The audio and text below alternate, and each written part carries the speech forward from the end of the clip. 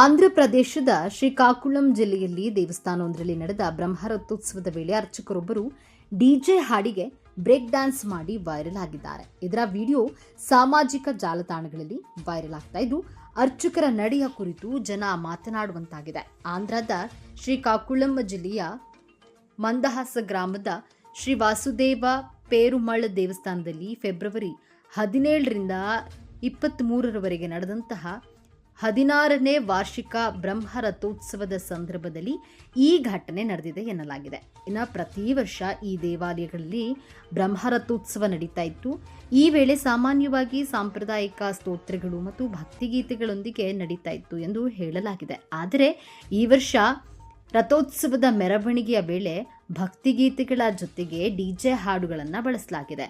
ಅದರಂತೆ ಇಲ್ಲಿನ ಅರ್ಚಕರೊಬ್ಬರು ಡಿಜೆ ಹಾಡಿಗೆ ಬ್ರೇಕ್ ಡ್ಯಾನ್ಸ್ ಮಾಡಿ ಅಲ್ಲಿದ್ದ ಜನರನ್ನೇ ಬೆರಗಾಗಿಸಿದ್ದು ಇದೀಗ ವಿಡಿಯೋ ಸಂಪ್ರದಾಯ ಮತ್ತು ಆಧುನಿಕತೆಯ ಬಗ್ಗೆ ಚರ್ಚೆಯನ್ನ ಹುಟ್ಟುಹಾಕಿದೆ.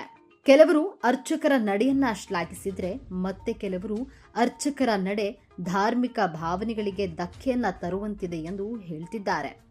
ಒಟ್ಟಾರೆ ಈ ವಿಡಿಯೋ ಇದೀಗ ಸಾಮಾಜಿಕ ಜಾಲತಾಣದಲ್ಲಿ ಸಾಕಷ್ಟು ವೈರಲ್ ಆಗಿದ್ದು ಚರ್ಚೆಗೆ ಗ್ರಾಸವಾಗಿರುವಂಥದ್ದು. ಒಂದು ಕಡೆ ಅರ್ಚಕನ ಒಂದಷ್ಟು ಟ್ಯಾಲೆಂಟನ್ನು ಹೊಗಳೋರಾದರೆ, ಮತ್ತೊಂದು ಕಡೆ ಅರ್ಚಕನಿಂದ ಸಾಂಪ್ರದಾಯಿಕವಾಗಿ ಧಕ್ಕೆಯನ್ನು ಉಂಟಾಗಿದೆ ಅನ್ನುವಂಥದ್ದು ಒಂದು ಕಡೆ ಆಗ್ತಾ ಇರುವಂಥದ್ದು. ಅಂದರೆ ಈ ವಿಭಿನ್ನ ರೀತಿಯಲ್ಲಿ ಈ ಒಂದು ವಿಡಿಯೋಗೆ ಕಾಮೆಂಟ್ಗಳು ಬರ್ತಾ ಇದೆ. ಒಂದಷ್ಟು ಜನ ಒಂದು ಅರ್ಚಕನ ಟ್ಯಾಲೆಂಟನ್ನು ಗುರುತಿಸಿ ಶ್ಲಾಘಿಸ್ತಿದ್ದಾರೆ, ಅರ್ಚಕನ ನಡೆಯನ್ನು ಶ್ಲಾಘಿಸ್ತಿದ್ದಾರೆ. ಮತ್ತು ಕೆಲವರು ಇದಕ್ಕೆ ಧಾರ್ಮಿಕ ಭಾವನೆಗಳಿಗೆ ಧಕ್ಕೆಯನ್ನು ಉಂಟು ಮಾಡ್ತಾ ಇದೆ ಈ ವಿಡಿಯೋ, ಆ ರೀತಿಯಲ್ಲಿ ಇದೆ ಈ ವಿಡಿಯೋ.